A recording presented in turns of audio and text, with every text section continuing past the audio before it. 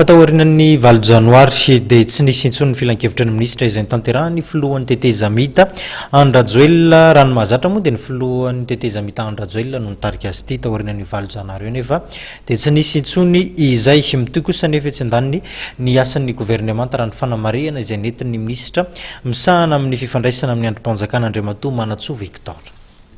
Mbola manohy ny asany sy ny andraikiny nankinina taminy mpikambanao amin'ny gouvernemanta mifampiraisa-pirenena mandrapijoro ny gouvernemanta vaovao araka ny nambara ministra misahana amin'ny fifandraisana amin'ny androm-panjakana. Misahana amin'ny fampandehanana ny asa andavanandro, manomana amin'ny fifidianana ary manomana amin'ny fampitana amin'ny gouvernemanta vaovao ny paika ahafahana miatrika amin'ny fampandrosoana.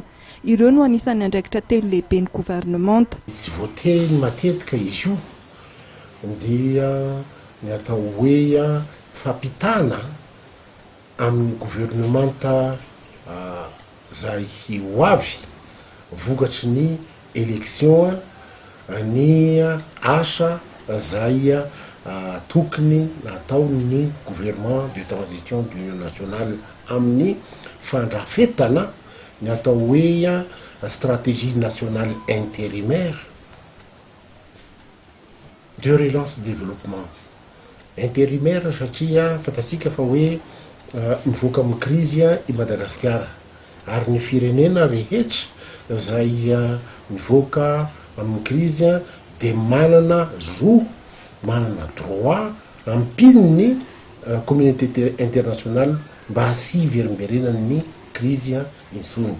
Zay zavatra zay dia voasoratra mazava tsara ao anatin'ny tondrozotra ary ao anatin'ny plan d'application ny feuille de route.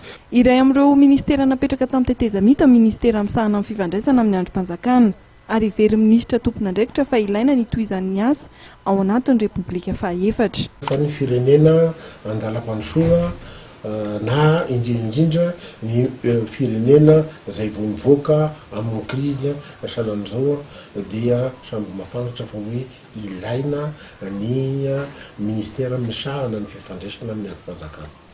Mitohy ny asan'ny gouvernemanta ary mitohy ihany koa ny fandinihana volavolana didim-panjakana samihafa. Ho an'ny filan-kevitra raha hampisy ohatra dia anisan'ny volavolana didim-panjakana roso ao anatin'ny filan-kevitra ny momba ireo andro tsy fiasana nefa andraisaka rama amin'ity taona 2024 ity.